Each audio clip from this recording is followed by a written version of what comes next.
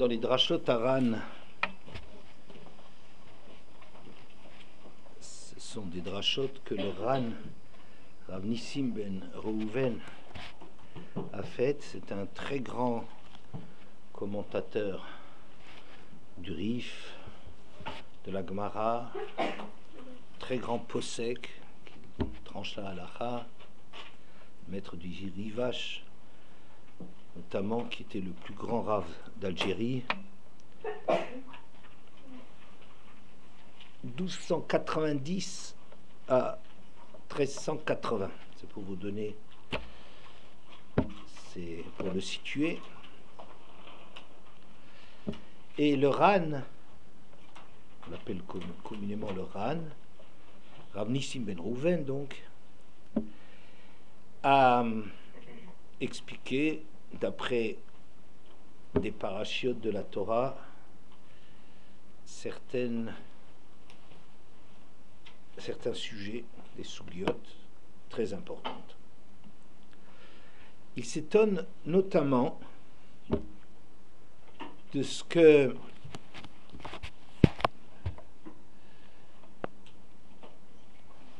on dise Shoftim v'shotrim titel lecha b'chol sharecha Hashem Hashem Elokecha notecha shvitecha v'shaftu et ha'am mishpat tzedek. Tu mettras en place des juges et des préposés, des gens qui appliquent la loi des juges, et v'shaftu et ha'am mishpat tzedek, ils ont comme fonction de juger le peuple mishpat tzedek, d'un jugement juste. Et les commentateurs s'étonnent de cette injonction, de cette mise en garde. Les juges doivent faire un jugement qui est juste. En vérité, il y a beaucoup de lois de la Torah qui définissent de quelle façon les juges doivent diriger, être dayan, trancher dans les problèmes. Et alors, qu'est-ce que ça veut dire le shaftu et ha'am mishpat tzedek? On le sait déjà, on leur a déjà dit, l'otate mishpat, le takir panim, tu ne dois pas faire pencher le jugement, tu ne dois pas connaître les gens, tu ne dois pas recevoir de présents corrupteurs, shochad, etc., etc. Tu n'as pas le droit d'avantager un riche sous prétexte que si tu le condamnais, ça aurait des conséquences peut-être néfastes pour lui. Tu ne dois pas non plus essayer de protéger ou de te détourner des pauvres en essayant de le faire, de lui donner raison par générosité. Peu importe. V'shaftu et ha'am mishpat tzedek, là-dessus, il y a toutes les lois qui disent de quelle façon il faut juger. Bon. Alors, qu'est-ce que c'est cette recommandation générale? Dans le but, tu mets des juges dans le but de juger d'un jugement qui est juste. Il est en trop, cette façon de les présenter. Et le Ran explique que dans toute société humaine, il y a un besoin d'avoir une justice, d'encadrer les gens. Il faut prier pour le bon fonctionnement de la royauté, du gouvernement. Que s'il n'y avait pas cela pour cadrer les gens, eh bien, un homme est prêt à avaler l'autre tout cru, comme on dit dans Pirkei Avot, Ish etreu chaim belao. Ou bien un homme a une capacité de bishvili nivra olam, de considérer que le monde entier est construit pour lui, a été créé pour lui, pour un seul homme. Et chacun doit ressentir, doit se rendre compte de sa responsabilité, comme si le monde, il était créer, que pour lui tout seul, ça valait déjà la peine de créer le monde. Donc il y a comme ça un instinct dans l'homme d'envahir, de donner du sens à tout le monde. Mais comment tu fais entre des individus qui ont des intérêts opposés et qui ne sont pas tous au niveau des tzadikim là-dedans? Eh bien, il faut un Sidour Medini. Un Sidour Medini, ça veut dire une organisation sociale qui va gérer ces rapports humains et faire fonctionner la société. C'est indispensable, comme on dit même, Chevrat Ganavim, même un groupe de bandits, ils acceptent qu'il y a une justice, dans même eux, qui sont déjà hors la loi. Mais ils ont besoin d'une loi, même entre eux, ils ont besoin d'une loi. Cette nécessité est vraie au niveau des goïms, elle est aussi vraie au niveau des juifs. Mais chez les juifs, il y a quelque chose d'autre encore, c'est que les juges sont importants à deux points de vue. Un, pour l'organisation de la société, comme j'ai dit, pour la régulation d'une société, pour gérer une société, pour qu'elle puisse exister. Et les juges sont là pour cela, et encore pour une deuxième chose, pour faire appliquer des lois de la Torah qui n'auraient rien à faire avec simplement la gestion des gens. Il y a beaucoup de chukim, de mishpatim dans la Torah qui ne sont pas simplement la gestion du ben Adam le Chavero.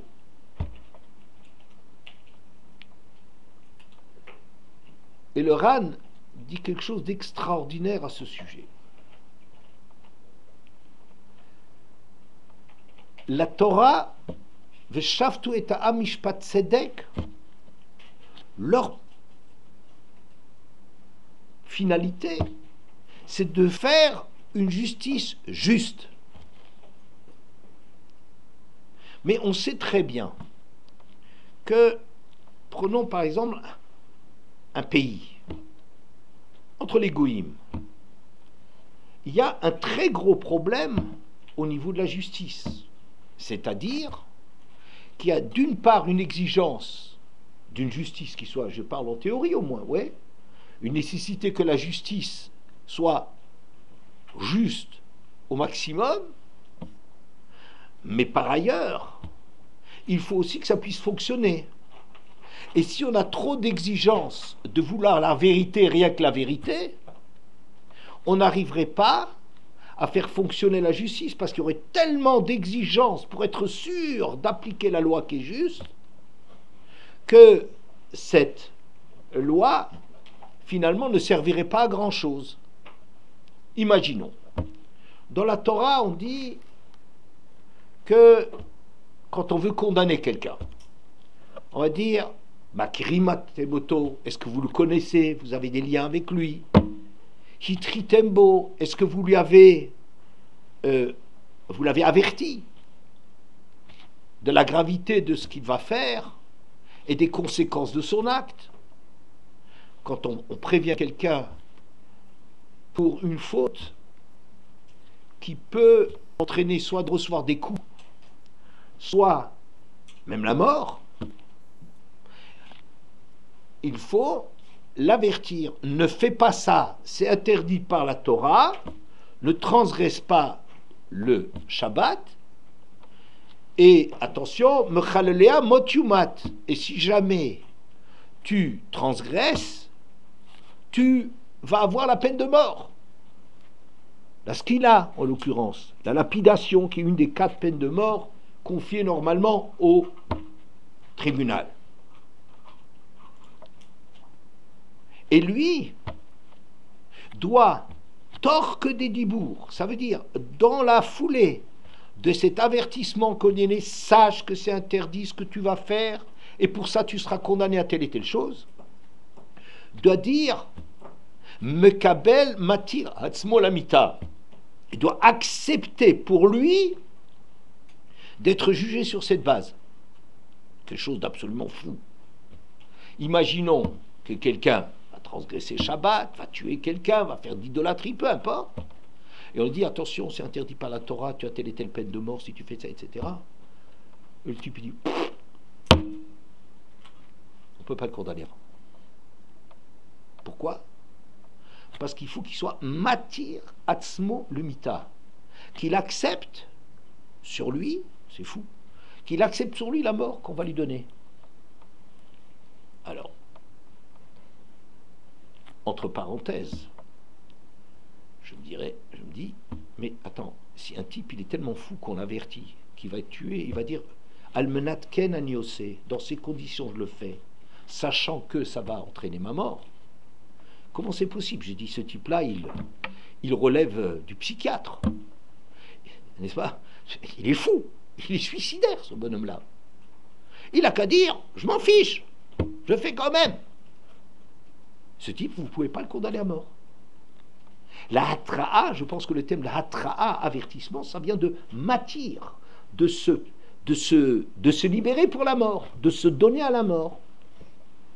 Jérémie, c'est un fou, on ne peut pas le condamner. La Torah dit, quelqu'un qui n'a pas toute sa tête, on ne peut pas le condamner. Je dirais un type qui dirait une chose pareille, je veux dire, il relève du psy, un malade mental. Pour moi, ça veut dire que les gens qui ont reçu la Torah, pour eux, c'était tellement clair et évident qu'un homme doit donner des comptes de Olam HaEmet, qu'un homme doit être jugé, et que ce jugement, ça va être quelque chose de terrible. Ça va être quelque chose, une exigence de folie, avec des sanctions de folie, que c'est tellement évident pour lui qu'il dit, je ne peux pas me retenir de faire telle et telle chose. Ce gars-là, il a violé ma mère, ou ma femme, j'en sais rien. Je ne peux pas me retenir, il faut que je le tue. Mais il sait que s'il va le tuer, il rend des comptes dans l'Olam HaEmet, et c'est quelque chose de terrifiant pour les gens qui ont conscience qu'on est vraiment jugé. C'est sérieux, c'est pas du discours, c'est la réalité que l'homme, quand son corps disparaît, que sa neshama, elle monte, cette neshama devra rendre compte de tous ses actes. Et il dit, ça me vaut la peine, tellement je veux tuer cette personne. Mais je voudrais que ma mort, elle fasse pardonner mes fautes. Parce que ce qu'il a peur, même s'il ne peut pas se retenir, ce qu'il a peur, c'est que de rendre des comptes dans l'Olam HaEmet. Vous voyez que si c'est pas évident cela, je dirais, il n'existe pas de gens qui disent je vais tuer là-dessus, n'est-ce pas? Sauf si pour lui c'est totalement évident, mais vraiment pour de bon, il joue sa vie là-dessus. Dire j'accepte de mourir là-dessus. Je referme cette parenthèse.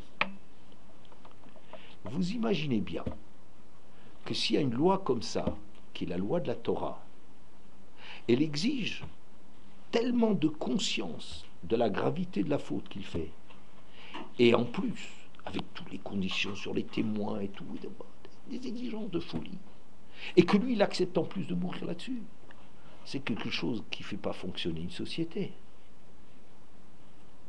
Pourquoi? Parce que c'est la porte ouverte, on risque rien.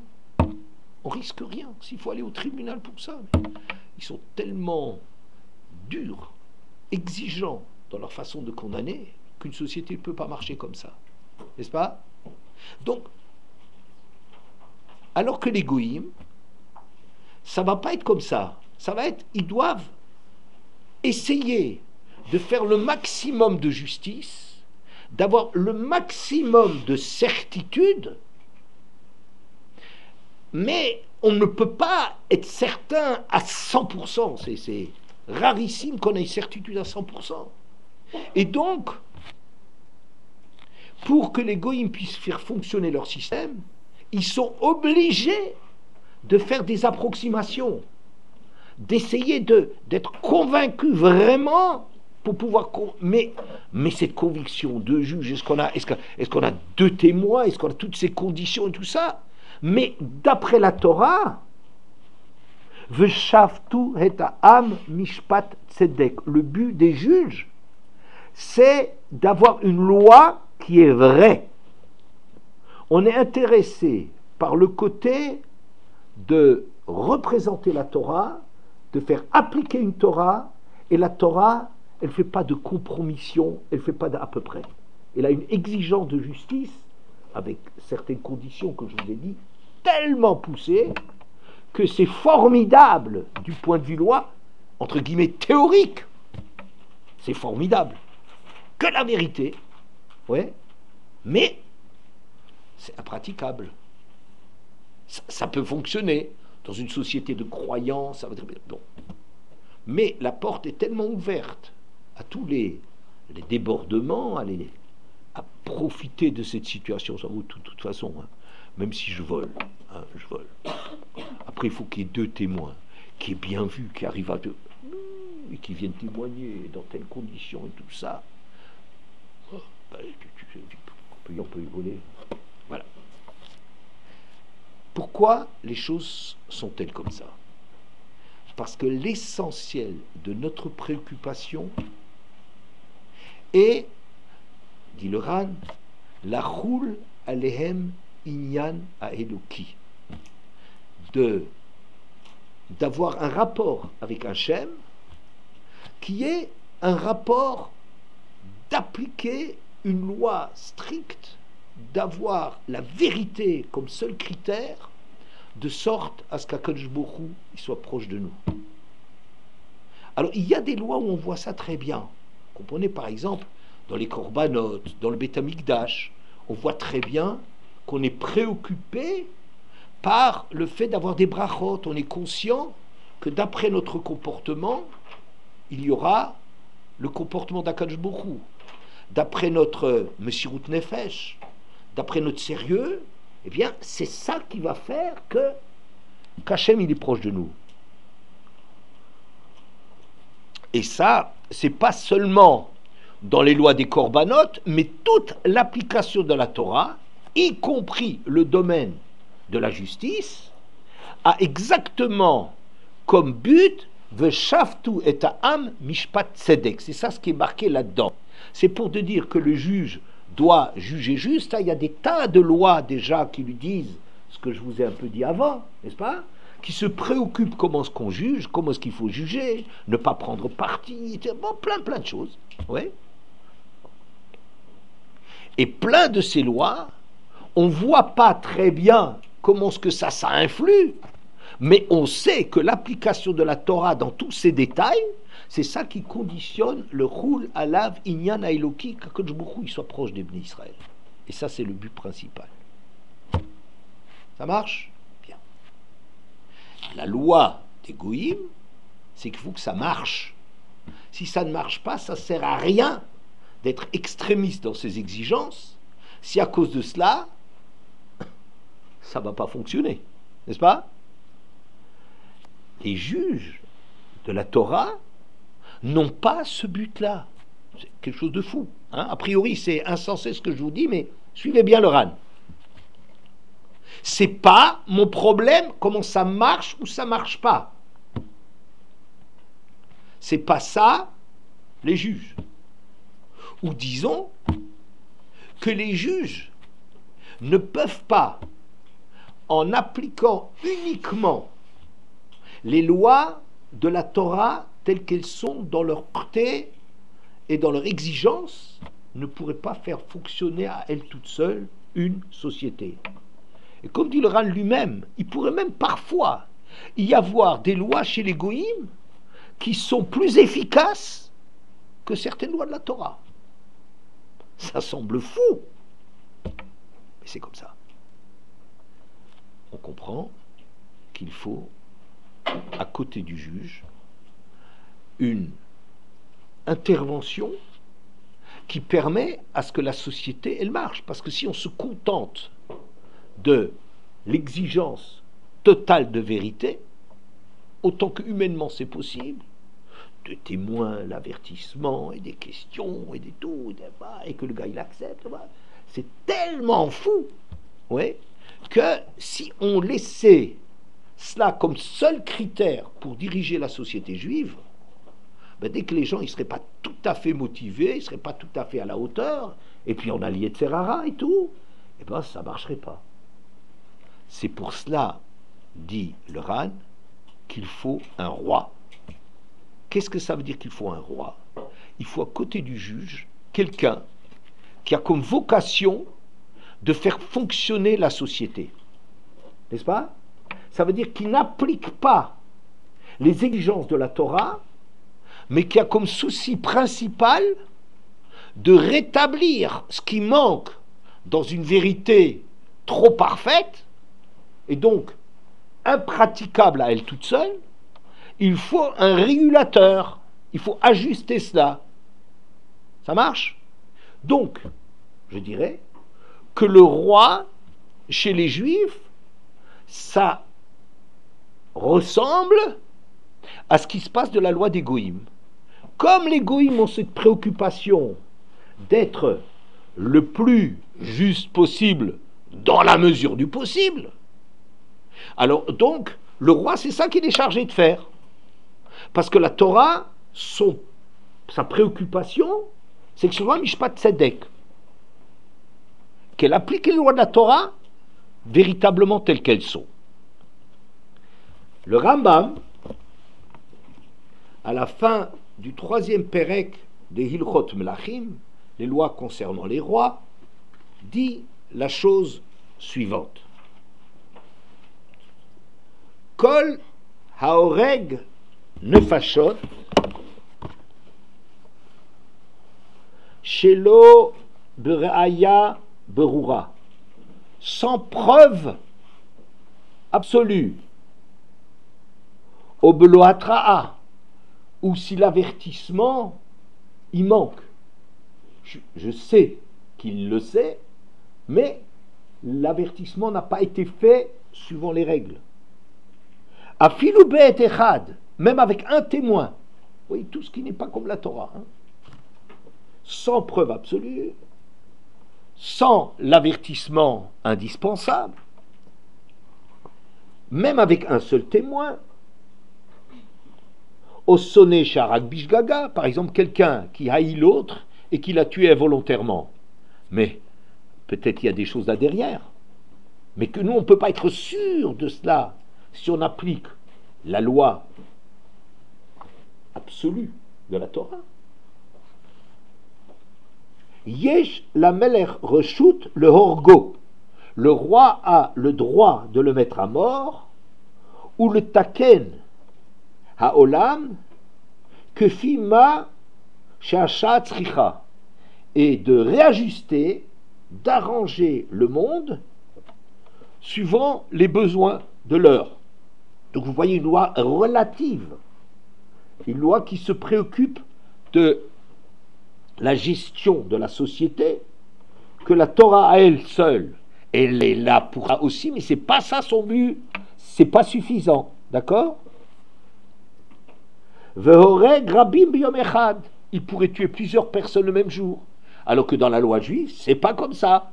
On doit, pour tuer une personne, il faut qu'on statue sur cette personne, rien que cette personne, avec des tas d'exigences pour se concentrer là-dessus, et pas perdre son esprit entre plusieurs. Veut toller, et il peut infliger la pendaison,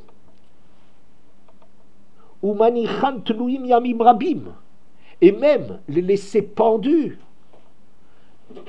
de longues périodes.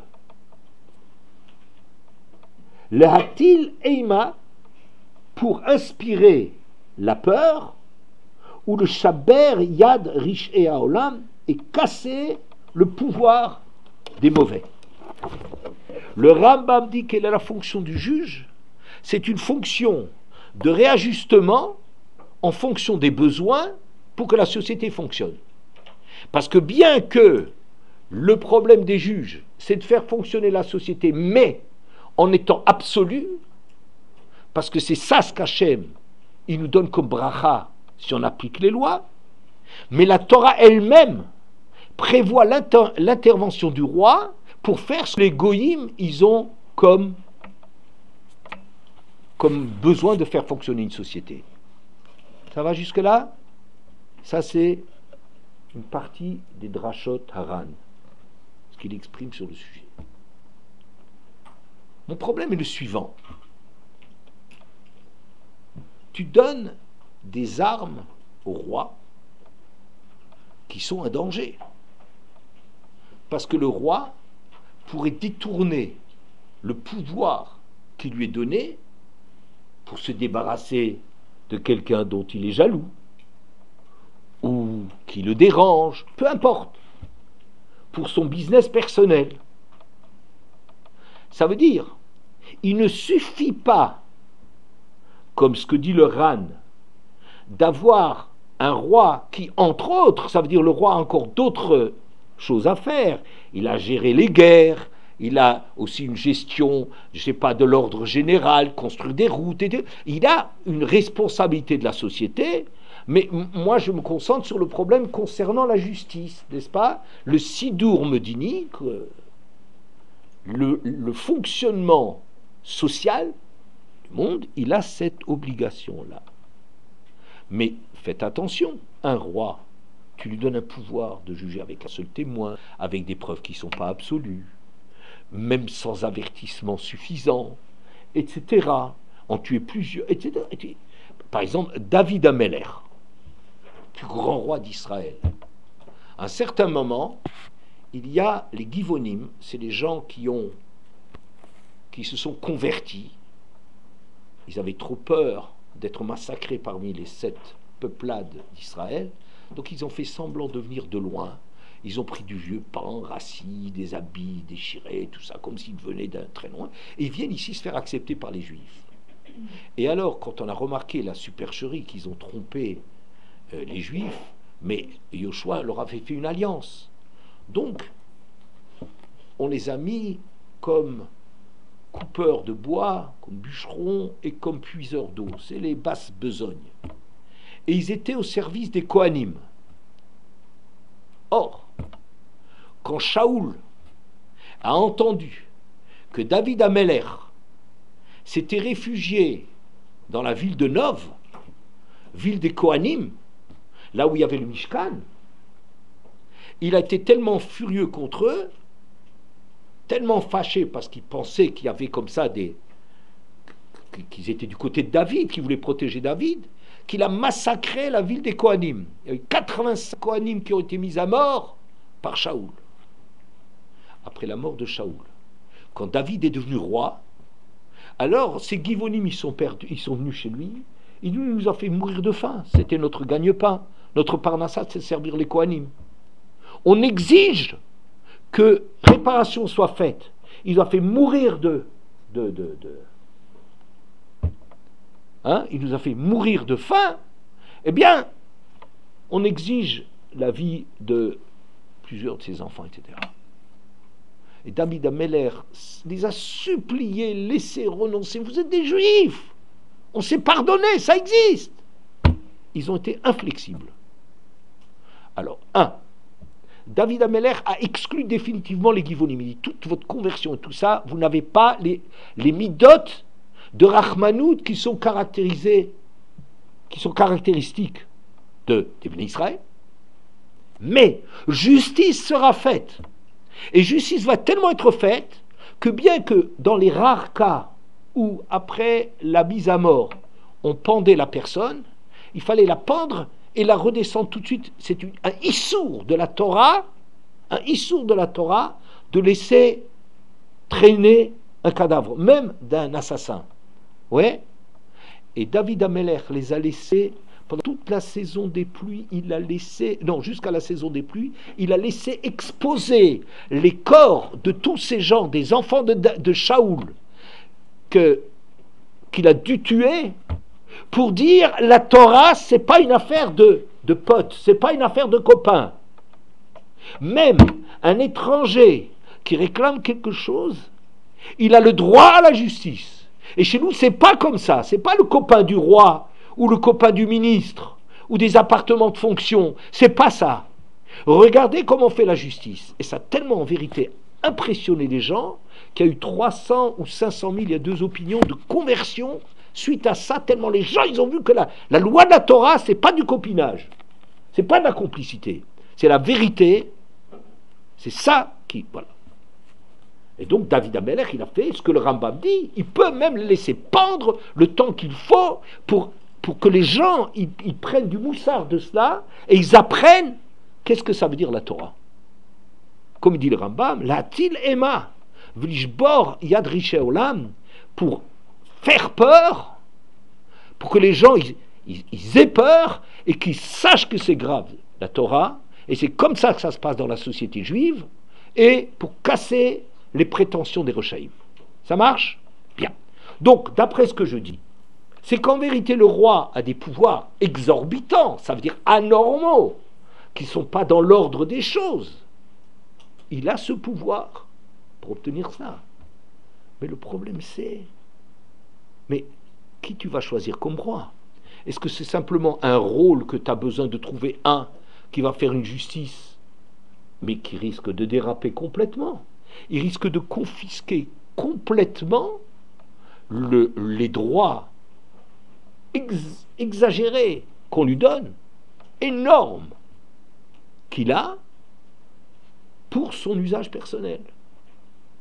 Alors,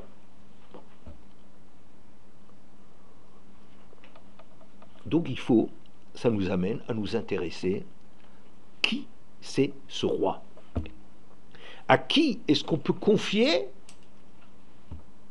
la gestion de ce fonctionnement social, le Yishuv Olam, le fonctionnement du monde, en ayant certaines garanties qui ne va pas détourner cela? Qu'est-ce que c'est le vrai roi? Et ça nous amène à nous intéresser aux parachiotes qu'on est en train de lire maintenant concernant le pouvoir royal qui a été donné à Yehuda. D'accord? Alors je vais prendre des textes qui vont progressivement nous apprendre qui c'est ce roi. Ça ne peut pas être un individu comme ça, de la masse à qui on donne un pouvoir. Sinon on aura des rois comme ce que tu vois dans les peuples. Qu'est-ce qu'ils en font? C'est assez horrible. Que dès que les gens ils ont du pouvoir, ils se sucrent, ils soignent leurs copains, etc. Même Yosef, il était extraordinaire. Le Paro, il savait qu'il devait donner à Yosef l'ordre de soigner sa famille, sinon Yosef, il a donné l'echem le fiataf, il donne à chacun une ration qui est la même ration qu'il donnait à un Égyptien. Mais le Paro, il savait tellement que Yosef était comme ça, qu'il a exigé, il t'est ordonné de leur donner du bien et de leur trouver un bon coin et de les accueillir. Il savait qu'il fallait qu'il donne l'ordre pour que Yosef ne fasse pas de pistons comme ça, de trucs familiaux. Bien. Alors, ce roi Yehuda, la Gemara dit, Vaïgash elav Yehuda, Yehuda s'est approché de lui, Rav Yudé, il dit, Bishosha mekot, diber Yehuda bifnei Chav, vekiblu oto que melech alehem. À 3 reprises, Yehuda a dit ce qu'il avait à dire, et tout le monde l'a reconnu roi. Ça a été indiscuté. Une fois, c'était quand Yehuda a sauvé Yosef, n'est-ce pas? Il a proposé de le vendre et de se débarrasser de lui, parce que c'était vraiment quelqu'un de très dangereux. Il était en train de saper la place des autres frères en ayant des liens particuliers. C'est de ça qu'ils l'ont soupçonné, disons. Ouais. C'était à tort, parce qu'il était tellement grand qu'il n'était pas dans ce... Mais chacun juge au niveau où lui vit les choses. Et donc, les frères, il fallait se débarrasser de Yosef, mais il ne fallait pas le tuer. Et donc, c'est lui qui a donné l'idée qu'il fallait le vendre. Et ça a été accepté. D'accord? Quand on a trouvé la coupe royale de Yosef dans le sac de Binyamin, alors Juda, c'est lui qui a pris la tête de ses frères pour revenir s'expliquer avec Yosef. Il ne savait pas que c'était Yosef, bien évidemment. D'accord? Tout le monde l'a suivi. Et va y gâcher la Yehuda, une troisième fois, quand Yehuda, il va affronter Yosef et discuter avec lui. N'est-ce pas? Et les frères l'ont accepté comme roi. On pourrait dire que il avait du charisme. On peut dire parfois, dans une société, il y a des gens qui ont des personnalités plus fortes. Dans un groupe, il y a des meneurs, n'est-ce pas? Il y a des gens qui, les autres, viennent derrière. On pourrait dire que c'est un truc peut-être psychologique. On pourrait dire que c'est la psychologie. Moi, je me méfie énormément de la psychologie pour expliquer des choses fondamentales. C'est un aspect des choses. Il y a du vrai parfois, mais qui est rarement suffisant pour expliquer ce qui se passe de vrai, vraiment. Bien. Moi, j'ai vu une autre fois quelque chose qui m'a impressionné dans Yehuda, c'est que quand les frères ont clamé, quand Yaakov, a demandé que ils aillent rechercher recherche de la nourriture, alors Yehuda il lui dit Im yeshra meshaleach et achinu itanu nerda venishbecha lecha ochel. C'est dans le Perek même Gimel, le pasuk d'Aletehe, ve'im eincha meshaleach lo nered כי האיש אמר אלינו לא תראו פניי בלתי אחיכם איתכם. Il dit à son père, si tu envoies Binyamin avec nous, alors nous descendrons en Égypte et on t'apportera de la nourriture. Et si tu ne l'envoies pas, nous n'irons pas, parce qu'il nous a bien dit. Vous voyez que ce Yehuda qui parle toujours, et pitié du père, et mon père, tout le temps, oui.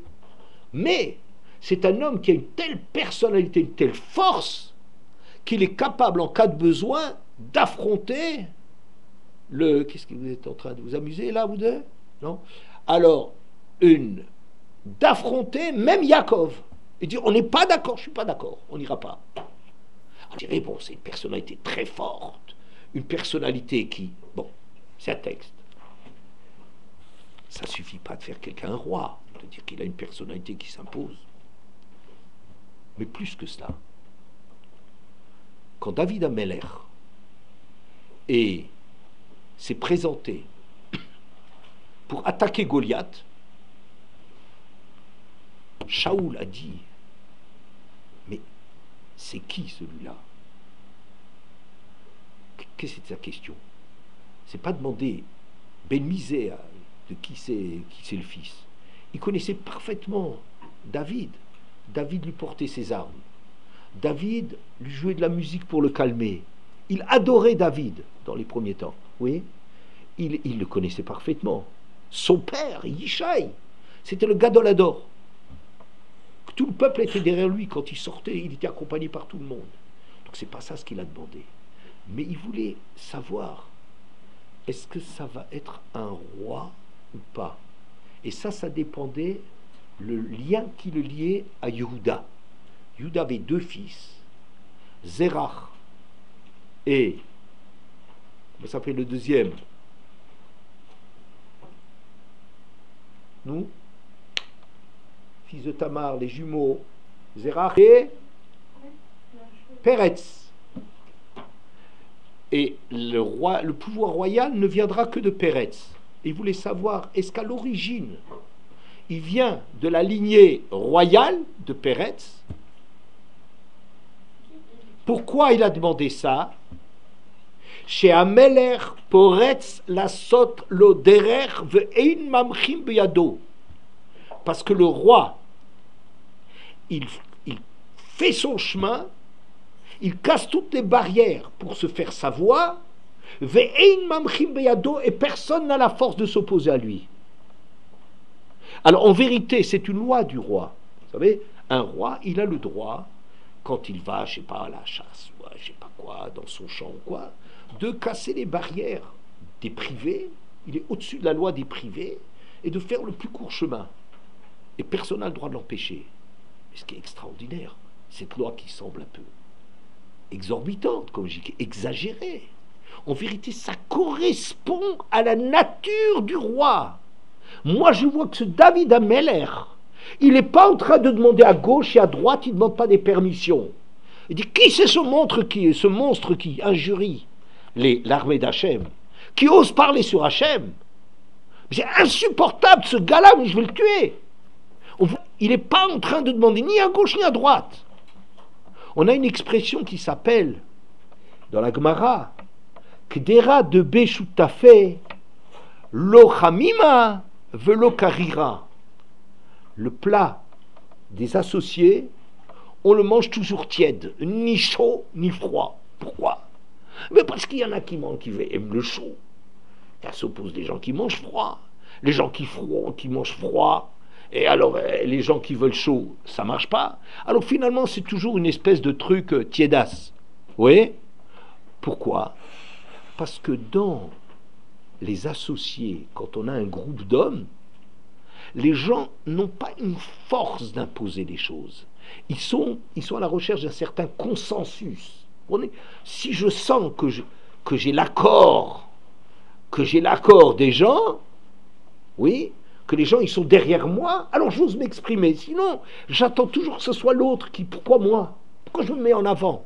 Il y a dans une société une espèce des individus, ils attendent le consensus, ils attendent d'être portés par. Vous voyez? Ça veut dire, contrairement au roi, le roi il ne te demande pas si c'est comme ci ou si c'est comme ça, il a une réalité de ressentir les choses avec force, et c'est lui qui impose les choses. Et si David Ameller peut être un roi, eh bien, il sera un roi. Parce que je vois chez lui un comportement de roi. Tous les autres sont en train de s'interroger, est-ce qu'on va attaquer Goliath? Tout le monde supportait les choses de Goliath, cette injure de Goliath, mais personne n'osait y aller. Et pourquoi moi? Pourquoi ça ne sera pas un autre? Les autres sont mieux. Vous comprenez? On est toujours en train de chercher comme ça un support, de parler au nom de... Mais le roi, il parle en son nom personnel. Vous voyez? Bien. Je continue. Et donc, je dirais, tiens, il se passe chez David ou chez Juda quelque chose d'autre. C'est que lui, il est un homme qui est au-dessus des lois, au-dessus de l'individu. Il parle au niveau de sa conviction et il arrive à agir avec sa conviction. N'est-ce pas? Je continue. Au moment où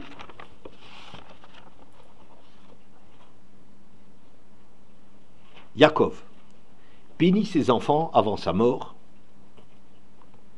il dit la chose suivante. Yuda ta yaducha achecha yadcha bo refoivecha ishtachavu lecha bnei avicha. Yuda, toi, tes frères te reconnaîtront, tu auras la main sur la nuque de tes ennemis, et les fils de ton père, ça veut dire toutes les tribus, il y avait un seul père, oui, Yaakov, se prosterneront devant toi. Gour Arié, Yehuda, tu es un jeune lionceau. Miteref Beni Alita, tu t'es sorti du teref. Teref, ça veut dire quoi? Déchirer, déchiqueter. N'est-ce pas? Déchiqueter. Alors, il demande, Rachid dit, sur place, Miteref Beni Alita,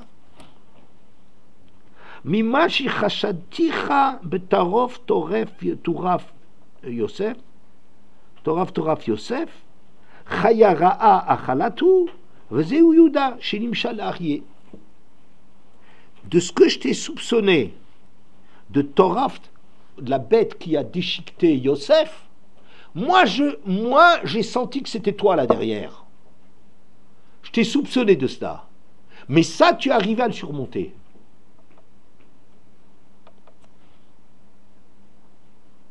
Beni Alikta, mon fils, tu as surmonté ça, Salakta et atzmecha.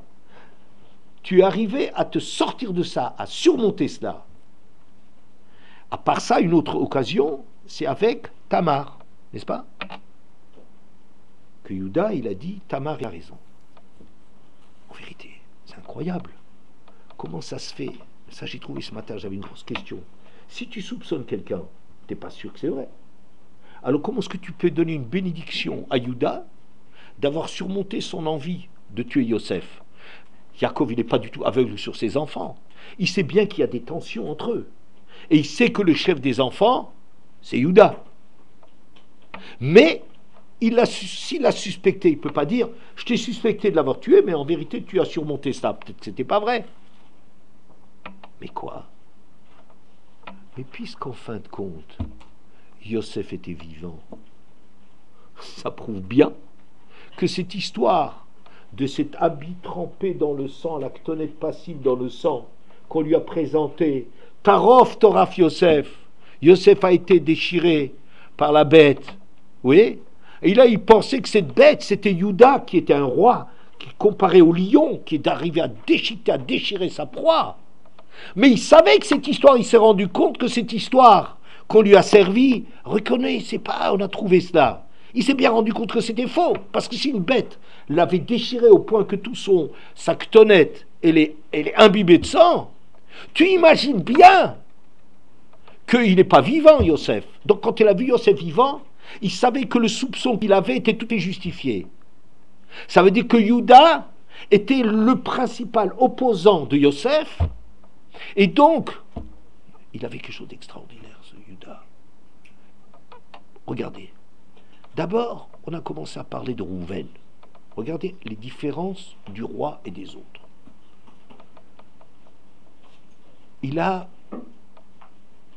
Rouven, mais tu te laisses emporter.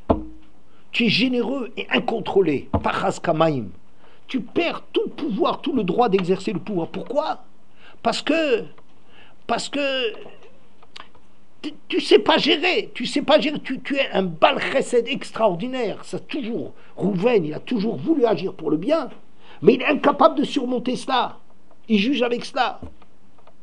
Rouven et Shimon, c'est des fanatiques, des brutes. Kle Hamas Mecherotem, vous êtes des brutes. Vous ressentez les choses avec tellement de force que vous n'arrivez plus à réfléchir. Yuda, c'est le premier que je vois qui est capable de sentir une chose avec force, de haïr Yosef et d'arriver à surmonter cette chose-là. Ça veut dire que c'est quelqu'un qui a cette force de caractère, contrairement aux autres, de surmonter des midotes naturelles. Lui, il ressent les choses avec force, il ne peut pas supporter Yosef, mais il arrive, s'il comprend que ça ne doit pas être fait, il arrive à surmonter cela. Alors ça peut être un roi. Je continue. Dans l'histoire de Tamar, c'est marqué Yuda ata yoducha achecha, tes frères te reconnaîtront. Qu'est-ce que ça veut dire tes frères te reconnaîtront? Le Midrash dit, très intéressant, il dit, vous savez, on ne dit pas à quelqu'un, il dit, qui t'es toi, t'es quoi toi? Il dit, je suis Rouveni, je suis Gadi. Non, il dit Yehudi, je suis un juif. Juif, c'est Yehuda. Ça veut dire que Yehuda, il est reconnu. On se range derrière son emblème, n'est-ce pas? Yehuda, taïdouchachecha. Hein? Bien. Alors, il y a le Targum Onkelos, il dit comme ça. Yehuda, at odita velo behateta, bar yodun achir yedar kevd alba ledvavar. Yehuda, tu as reconnu et tu n'as pas eu honte, alors tes frères te reconnaîtront. Alors on dit normalement, c'est Mida Keneged Mida. Lui, il a reconnu qu'il était avec Tamar, que c'était lui le père de l'enfant que portait Tamar. Il a reconnu ça, alors les frères aussi vont le reconnaître. Ça, c'est formel, ça. Mais qu'est-ce que ça veut dire? Vous imaginez Yuda à la tête des frères qui est en train de condamner à mort Tamar parce qu'elle a trahi leur famille. Elle aurait dû rester, attendre qu'on lui donne le troisième fils. Elle est tout d'un coup, et on la voit, elle est enceinte. Elle a trahi la famille, qu'on l'a elle a envoyé en douce, parce qu'il ne faut pas faire honte, il vaut mieux être brûlé, ce qui aurait été son cas, plutôt que de faire honte à quelqu'un, et lui a envoyé, regarde les signes que j'ai eus de l'homme avec qui j'étais. Et Yehuda, il a reconnu que c'était ses affaires à lui. Cette soi-disant prostituée avec qui il était, eh ben en vérité, vous imaginez, un homme, il est en train de juger. C'est le roi. Il juge. Regardez cette traînée, regardez cette Tamar, regardez comment elle s'est comportée. Elle s'est prostituée. Et lui, il va dire, Sadka, mais Méni, elle a raison, c'est de moi que ça vient. Ça veut dire que ce bonhomme-là, il a qu'à se cacher, il ne sait pas où se cacher. Il a complètement ruiné son statut social. Le gars qui va jurer et qui va dire oui, j'ai couché avec une prostituée. J'entendais un truc pareil. C'est horrible, c'est scandaleux. Mais pourquoi est-ce que Yehuda il a fait? Parce que Yehuda il avait une qualité de reconnaître ici c'est la vérité, c'est la vérité. Vous comprenez? Si c'est la vérité, c'est la vérité. On ne peut pas faire abstraction de la vérité. Et même si pour moi je suis tué avec ce truc-là, j'ai plus rien, je ne sais plus où me mettre, moi je reconnais quelque chose au-dessus de moi. Le fait que Yehuda est capable de sortir, de reconnaître qu'il y a quelque chose au-dessus de lui, c'est ça qui fait que tout le monde va le reconnaître. C'est pas le personnage de Yehuda, quelles que soient ses qualités de conviction, le charisme, ses personnalités, tout ça. Oui, tout ça. Ça fait pas de lui un roi. Pourquoi on l'a reconnu? Parce qu'il ne s'est pas gêné et il a reconnu devant tout le monde que c'est la vérité. Ça veut dire que c'est quelqu'un qui reconnaît qu'il y a quelque chose au-dessus de lui. Ça peut être un roi. Comme on dit, Melech shemachal al kvodo, en kvodo machul. Un roi qui voudrait renoncer à son kavod, il n'a pas le droit. Pourquoi? Parce que lui, il a la couronne, il a la charge de la couronne, et la couronne, c'est pas lui. Vous voyez? C'est pour ça que Shaoul n'est pas un bon roi. Il est très grand sadique, très grand sadique. Mais c'est pas quelqu'un qui sent qu'il y a quelque chose qui l'impose à ce que les gens qui ne le reconnaissent pas, ils les punissent.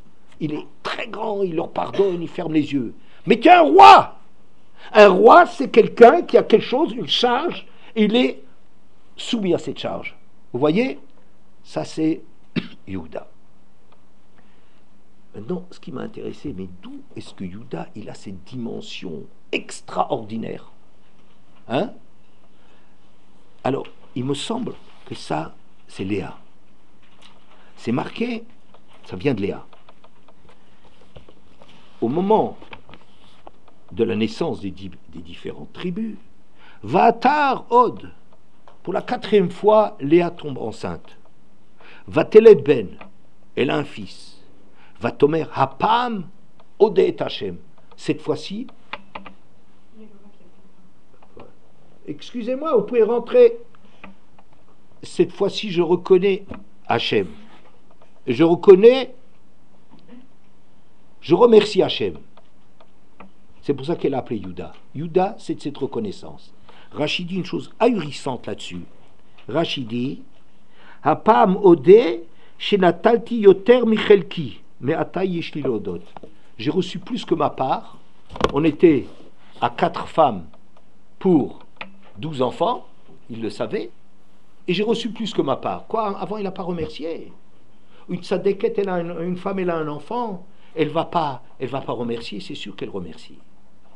Et Léa, certainement plus que n'importe qui. Mais quand on pense que les choses qu'on reçoit, c'est une espèce de midatadine, c'est la justice, ils sont à 12. 12 enfants, on est à 4, on devrait en avoir 3. On a l'impression que c'est quelque chose qui me revient. Mais quand elle reçoit plus, elle se rend compte en vérité que tout le mode de fonctionnement du monde, il se trompe. Parce que nous, on croit que quand on reçoit quelque chose, c'est parce que ça me revient. C'est pas, ça te revient pas. C'est quand tu vois qu'Hachem, il te donne des choses anormales, c'est là-dessus que tu comprends qu'est-ce qu'Hachem, il te donne toujours des cadeaux. Ça veut dire que Léa, c'est pas qu'elle ne remerciait pas avant, mais ça ne s'appelle pas ça reconnaître. Ce qu'elle a reconnu, c'est maintenant il faut reconnaître quoi? Qu'en vérité, Kol Kulo chez la Kodesh Baruch Hu Midat Chesed Verachamim. Qu'Hachem il nous fait que du bien. C'est ça qui a fait qu'elle a donné, et c'est pour ça qu'elle a appelé Yehuda. Yehuda qui, vous savez, c'est le nom d'Hachem, Yud Kevavke, avec un Dalet en plus. C'est le nom, le représentant d'Hachem avec le Dalet. Le Dalet, ça veut dire l'espace, 4 points cardinaux. Ça veut dire c'est l'incarnation d'Hachem dans le monde. C'est ça qui fait que Yehuda, il a cette caractéristique d'avoir quelque chose d'au-dessus des autres. Il est porteur de quelque chose qu'il a de Léa, d'avoir une autre vision des choses. Et c'est ça qui fait toute la force de Yehuda. Et c'est ça qui fait que les gens se plient à sa vision du monde.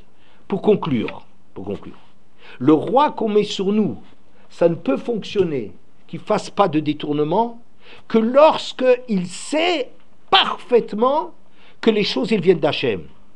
Pas à titre personnel comme Shaoul, comme si c'est Magui Ali, ça me revient. Ce qu'on pense naturellement, oui, mais ce n'est pas un roi. Tout ce qui fait que Yehuda, c'est lui le roi, c'est la reconnaissance de voir qu'en vérité, tout ce que tu reçois, c'est rien qu'Hachem. Donc celui-là, il peut faire une justice, il peut ne pas détourner les moyens exceptionnels qu'on donne au roi pour rétablir la société par rapport à Hachem.